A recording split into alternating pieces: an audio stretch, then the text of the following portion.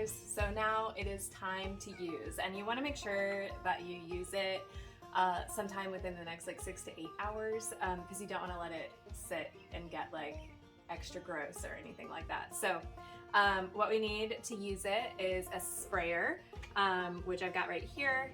And I put a piece of cheesecloth over it with a rubber band, and I filled the sprayer halfway with water because you need to dilute your worm tea, just so you don't accidentally put a little too much like on the foliage of your plants and everything. Plus, it makes the worm tea go further. That's the whole point of it, is that you get to fertilize more plants with worm tea than you do with just worm castings.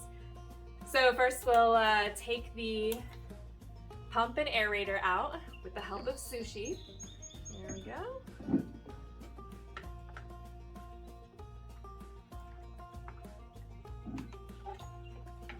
I'm gonna leave all the dregs inside the bucket because I'm gonna put those on a garden bed to help condition the soil in there.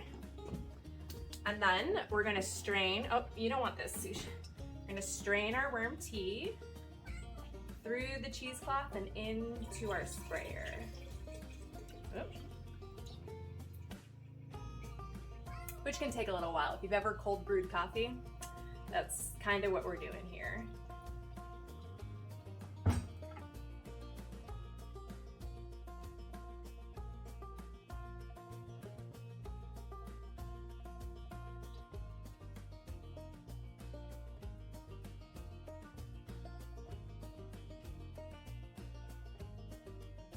All right, voila, there we go. And now we'll get to go spray it on our plants.